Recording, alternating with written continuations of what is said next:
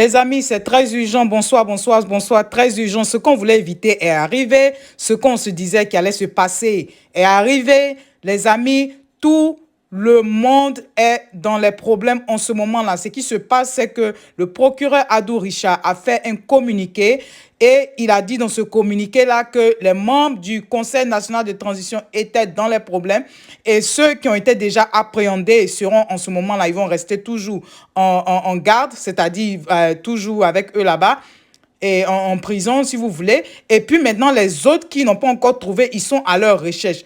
Plus particulièrement, Monsieur Pascal Affi N'Guessan, en ce moment-là, il n'arrive pas à le trouver, c'est lui. Ils sont à sa recherche et ils sont à la recherche aussi de Monsieur Mabri Touakeus.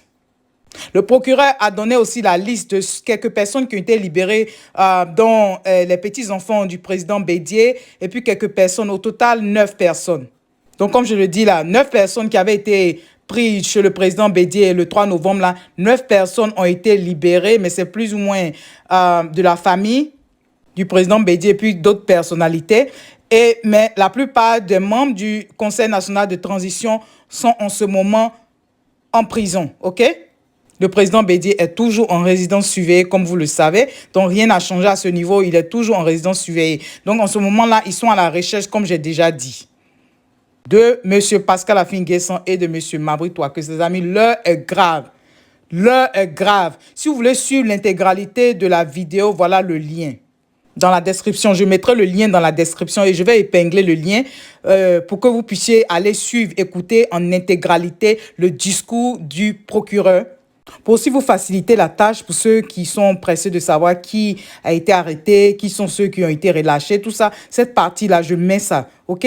Donc, vous pouvez regarder juste cette partie-là. Donc, si on veut dire, c'est le résumé de ceux qui ont été détenus déjà et puis les autres personnes. Donc, vous pouvez écouter. Si vous voulez l'intégralité, je mettrai, comme je dis, le lien. Écoutez. C'est le lieu d'indiquer que plusieurs personnes sont déjà détenues.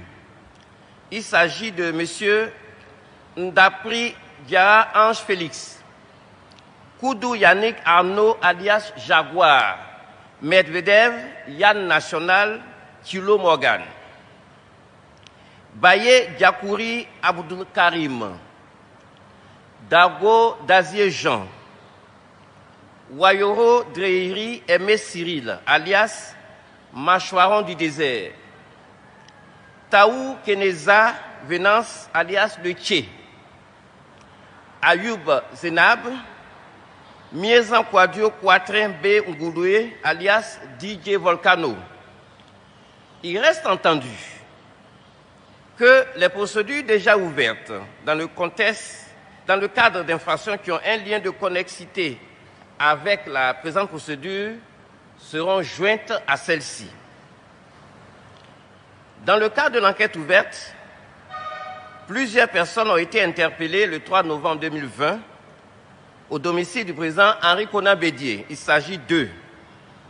Mesdames et messieurs, Maurice Kakou Dikaoué, Bassi Kofi Bernard, Seribi N'Guessan, André Kwadio Pierre Narcisse, André Jean-Claude, Ezale Georges, Kamarate Brahima, Madame Yapo Valérie Yolande, Monsieur Yao Alex Alan Clément, Damois Désiré, Ango Kwaku Casimir, Madame Niaye Aminata, Monsieur Bédié Kwaku Marcel, Bédié Kofi Antoine, Andy Daniel, Yao Kwame Patrick, Joseph Kokura, Madame Esoubo Yaba, épouse était Vinci, Madame Bomo Alice Trinité, Monsieur Blessy Jean Chrysostome et Suibi Goré Émile. Parmi ces personnes, 9 ont déjà été libérés. Il s'agit de Madame Esoubo Yaba, épouse était Vinci, Madame Bomo Alice Trinité, de M. Blessy Jean Chrysostome, M. Suibi Goré Émile, M. Bédié Kwaku Marcel, Bédié Kofi Antoine, M. Andy Daniel, M. Yao Kwame Patrick et M. Joseph Kokura. Plusieurs personnes qui ont participé à cette conjuration et qui sont parvenues à prendre la fuite sont activement recherchées. Il s'agit de M. Pascal Afi Nguessan, M. Abdallah Albert Touakeuse Mabri.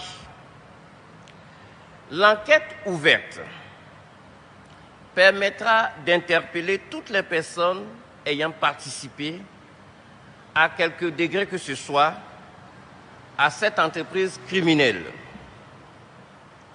Cette enquête va s'étendre sur l'ensemble des localités de notre pays où ces faits d'une particulière gravité ont été commis pour en appréhender les auteurs et les complices.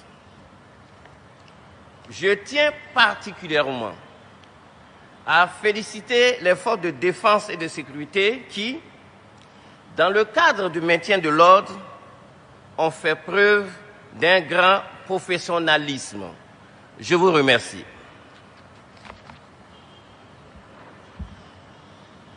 Donc, les amis, nous sommes au thème de notre vidéo. Vous savez, quand il y a ce genre de situation-là, c'est comme ça se passe. Donc, c'était ça, on devait s'attendre à ça. D'accord? On devait s'attendre à ça.